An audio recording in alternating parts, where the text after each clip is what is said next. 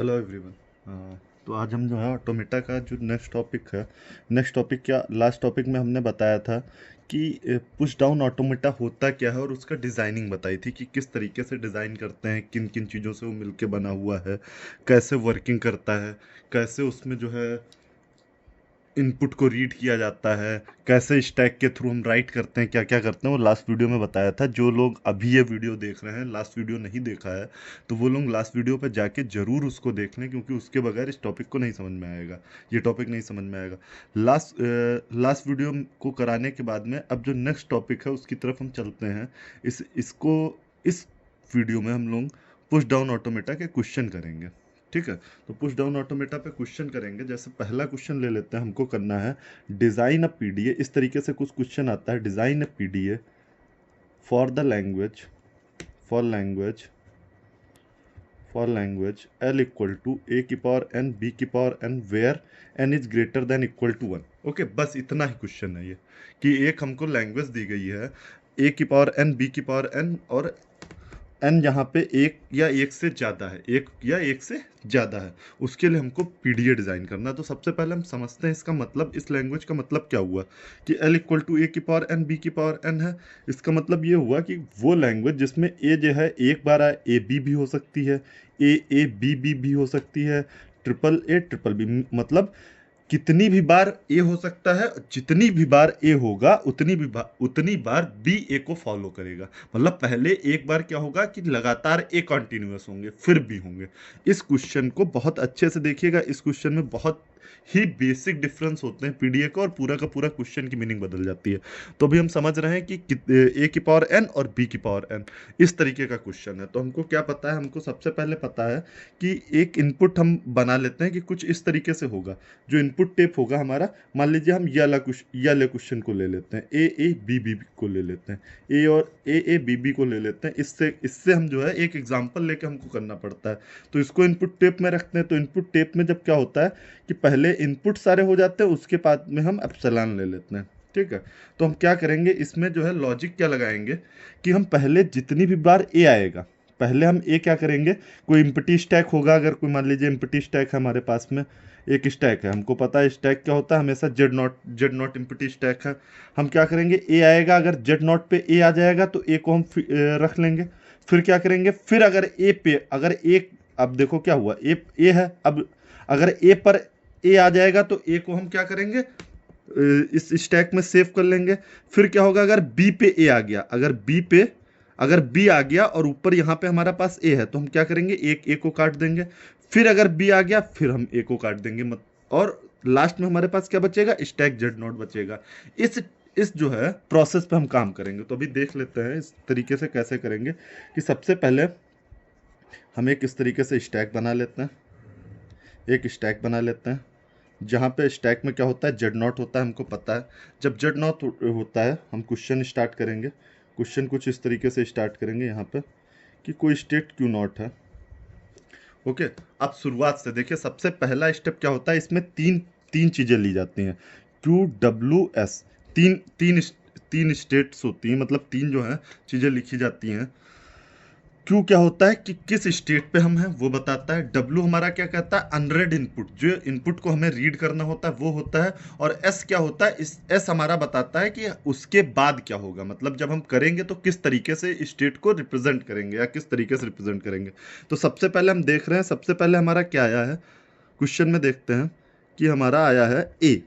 सबसे पहले ए आया है, ये देखिए, ए बी बी को हमको इसमें क्या कराना है, एक्सेप्ट कराना है। ए बी बी को एक्सेप्ट कराना है। अगर ए बी बी एक्सेप्ट हो गया तो फिर चाहे तीन बार ए हो, तीन बार बी हो, चाहे चार बार ए हो, चाहे चार बार बी हो, वो पूरा मतलब एक हम कॉन्सेप्ट को, उसको पहले लॉजिक बना लेते हैं। तो लॉजिक कैसे करेंगे कि हमारा ए आ गया, था क्या भी हमारा जेड नॉट, हमारा क्या आया, ए आ गया, और था क्या हमारा, टॉप ऑफ द स्टैक में जेड नॉट था। अगर ऐसा हो तो हम क्या करते हैं, इस केस में हम क्या करते हैं, ए को हम सेव कर देते हैं जेड नॉट के ऊपर, ए जेड नॉट कर देते हैं, मतलब जेड नॉट के ऊपर क्या हो जाता है, ए सेव हो जाता है, इसमें जेड नॉट भी लिखा जाता है। ओके, फिर नेक्स्ट स्टेप क्या होगा, फिर मान लीजिए ए तो ये हो गया, अब हमारा अगला ये वाला ए आ गया। फिर क्या हुआ, ए आ गया, अब हमारा टॉप ऑफ द स्टैक में क्या था, पहले जेड नॉट था, अब तुम्हारा टॉप ऑफ द स्टैक में क्या हो गया, ए हो गया। जब ए के ऊपर ए आ जाए तब क्या करेंगे, ए मतलब नेक्स्ट ए ऐड कर देंगे।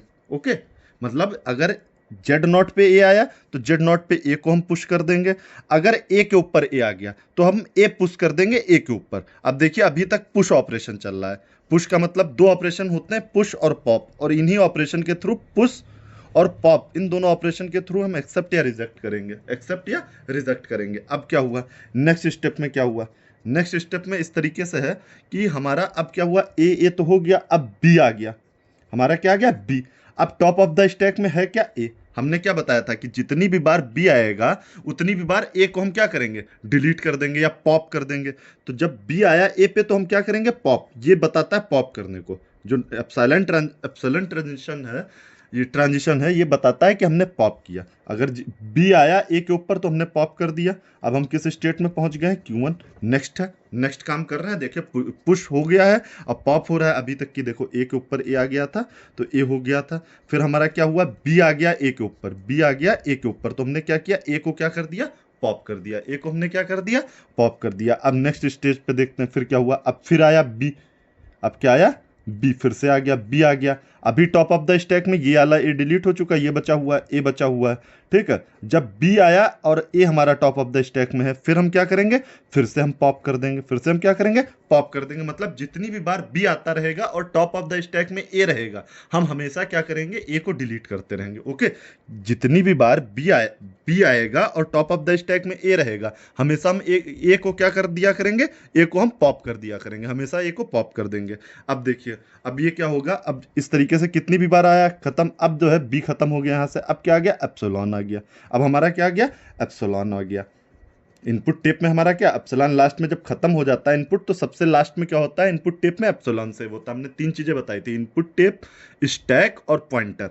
कंट्रोलर, ये हमारा कंट्रोलर है, ठीक है, कंट्रोलर है। इनपुट टेप क्या होता है, इनपुट टेप में इनपुट सेव रहते हैं, जहां से रीड किया जाता है इनपुट्स को। और स्टैक में क्या करते हैं, स्टैक हमारी टेम्परेरी मेमोरी होती है जिसके थ्रू हम ऑपरेशन परफॉर्म करते हैं।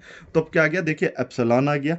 अब एप्सिलॉन आया किस पे, अब हमारा टॉप ऑफ द स्टैक पे जेड नॉट है। जब जेड नॉट है तो हम क्या करेंगे, जेड नॉट को ऐसे ही रहने देंगे। जेड नॉट को एज ए इंडिकेटर हमने बताया था यूज करते हैं। तो जेड नॉट हमारा बता रहा है कि टॉप ऑफ द स्टैक हमारा क्या है, टॉप ऑफ द स्टैक पे हमारा जेड नॉट है, यानी कि हमारा स्टैक एम्प्टी है। जेड नॉट हमारा स्टैक में तब रहेगा टॉप पे जब हमारा स्टैक क्या रहेगा, एम्प्टी। और हमारा पीडीए तभी तो एक्सेप्ट करेगा जब एम्प्टी होगा।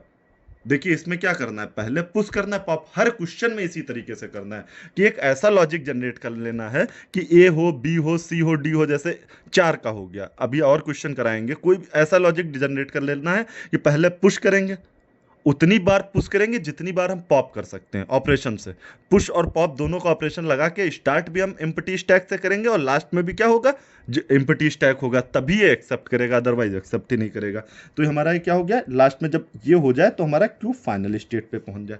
क्यू किस पे पहुंच जाए, फाइनल स्टेट पे पहुंच जाए। तो इस तरीके से ये करते हैं। इसमें ये तो हो गया PDA, PDA by transition state, transition diagram, transition diagram इसे बोलते हैं push down automata by transition diagram. फिर क्या होता है, PDA by transition function, transition function दोनों तरीके से किया जाता है ये, ठीक है, ट्रांजिशन फंक्शन से भी और ट्रांजिशन डायग्राम से। वही सेम चीज है जो हम लोग डीएफए में क्या करते थे कि एक ट्रांजिशन डायग्राम से डीएफए बनाते थे, फिर उसकी क्या बना देते थे, ट्रांजिशन टेबल बना देते थे। तो ट्रांजिशन टेबल देखिए कैसे बनेगी। सबसे पहले स्टार्टिंग से स्टार्ट करते हैं। क्यू नॉट स्टेट पे थे हम, क्यू नॉट स्टेट पे थे, ए आया, क्यू डब्ल्यू एस वाला जो हमने बताया था 3 वाला, क्यू नॉट स्टेट पे ए इनपुट आ गया और हमारा टॉप ऑफ द स्टैक पे क्या था, जेड नॉट था। तो हम क्या कर देते थे, क्यू नॉट स्टेट पे रहते थे और ए को पुश कर देते थे। फिर क्या, डेल क्यू नॉट ही स्टेट पे ए के ऊपर अगर ए आ गया, टॉप ऑफ द ए आ गया और टॉप ऑफ द स्टैक पे ए था, तो हम क्या करते थे, क्यू नॉट स्टेट पे रहते थे, ए को क्या कर देते थे, पुश कर देते थे। फिर क्या करते थे, क्यू नॉट स्टेट पे अगर बी इनपुट आ गया ए पे, तो हम क्या कर देते थे, Q1 पे चले जाते थे। अब स्टेट चेंज हो जाती थी, स्टेट चेंज हो जाती थी और पॉप कर देते थे। ओके, फिर Q1 स्टेट पे भी अगर बी इनपुट आ गया और टॉप ऑफ द स्टैक पे ए था, तो हम क्या करते थे, Q1 पे ही रहते थे और पॉपिंग को लगातार कंटिन्यू करते जाते थे। फिर यहाँ पे नेक्स्ट स्टेट क्या होती थी, अगर Q1 पे एप्सिलॉन इनपुट अनरेड इनपुट, अब हमारा क्या हो गया, अनरेड इनपुट इसे बोलते हैं। अनरेड W जो होता है अनरेड इनपुट को रिप्रेजेंट करता है, लिख लेना। Q हमारा क्या करता है, QWS में Q हमारा स्टेट बताता है, W क्या बताता है, अनरेड इनपुट बताता है, अनरेड इनपुट बताता है, अनरेड इनपुट, और S क्या बताता है, top of the stack, stack element होता है, स्टैक एलिमेंट होता है, या इसे स्टैक एलिमेंट होता है, एलिमेंट को रिप्रेजेंट करता है, एलिमेंट को रिप्रेजेंट करता है, ये टॉप ऑफ द स्टैक बताता है, टॉप ऑफ द स्टैक। तो अभी मेरे को लगता है किसी को प्रॉब्लम नहीं होगी। Q1 स्टेट पे जब हमारा नल आ गया और टॉप ऑफ द स्टैक पे जेड नॉट था, टॉप ऑफ द स्टैक पे क्या था, जेड नॉट था, तो हम इसको दो तरीके से रिप्रेजेंट कर सकते थे। दो तरीके से कैसे रिप्रेजेंट कर सकते थे, एक तो हम यहीं पे बना सकते थे सेम का सेम कि नल आ गया हमारा और टॉप ऑफ द स्टैक पे जेड नॉट था, तो हम यहाँ पे जेड नॉट को ऐसे ही रहने देते और इसी पे एक्सेप्ट कर लेते। जब ऐसा करते क्या करते थे, Q1 पे ही रहते और Q1 पे ही रहते और टॉप ऑफ द स्टैक में जेड नॉट रहने देते। इसे क्या बोलते हैं, नहीं सॉरी, Q1 पे रहते और यहाँ पे टॉप ऑफ द स्टैक को एलिमिनेट कर देते, जेड नॉट को भी एलिमिनेट कर देते। इसे बोलते हैं acceptance, acceptance bye empty stack, empty stack इसे बोला जाता है। ये पूछा भी जाता है कि एक्सेप्टेंस बाय एम्प्टी स्टैक, और दूसरा हमारा क्या था कि ये देखिए है ये एक ही चीज, एक ही प्रोसेस है, दोनों तरीके से किया जा सकता है।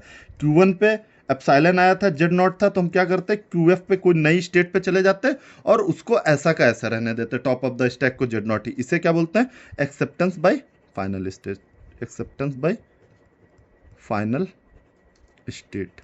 ठीक है, ये दोनों चीज पूछ ली जाती है। इन दोनों में से अगर कोई भी आप प्रोसेस कर देंगे तो हो जाएगा, कहीं गलत नहीं होगा, लेकिन ये दोनों पूछी जाती है। कि पूछा जाता है कि acceptance bye empty stack, what do you mean by acceptance bye empty stack and acceptance bye final stack, differentiate between them.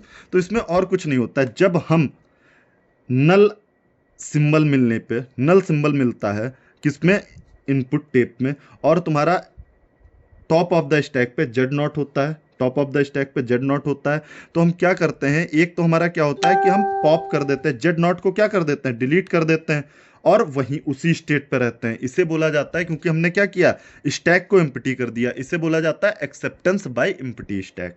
दूसरा प्रोसेस क्या होता है कि हम न्यू स्टेट पे चले जाते हैं, स्टैक पे जेड नॉट ही रहने देते हैं, न्यू स्टेट पे चले जाते हैं और वहां पे एक्सेप्टेंस कर लेते हैं, एक्सेप्टेड कर लेते हैं अपनी स्ट्रिंग को, उसे बोलते हैं एक्सेप्टेंस बाय फाइनल स्टेट। तो ये क्वेश्चन देखिए, अब आगे के क्वेश्चन में हमको पूरे क्वेश्चन में कोई भी क्वेश्चन रहेगा, ये हमारा क्वेश्चन यहाँ पे था, ये क्वेश्चन था हमारा, कोई भी क्वेश्चन रहेगा हमारा, उसमें हमको क्या करना है, उसमें हमको मैं केवल पीडीए बनवाऊंगा, ट्रांजिशन डायग्राम का पीडीए बनवाऊंगा।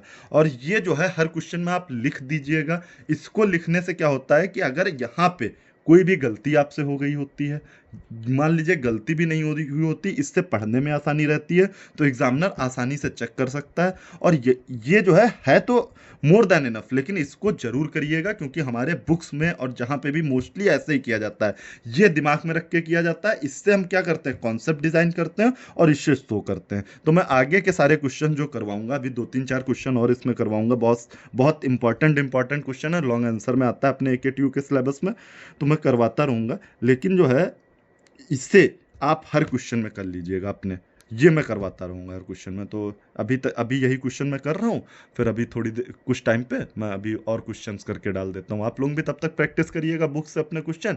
ना नहीं समझ में आ रहा है तो मेरा व्हाट्सएप नंबर वगैरह सभी के पास में है ही है, मुझसे आप पूछ भी सकते हो कोई क्वेश्चन। ओके, चलिए, थैंक यू।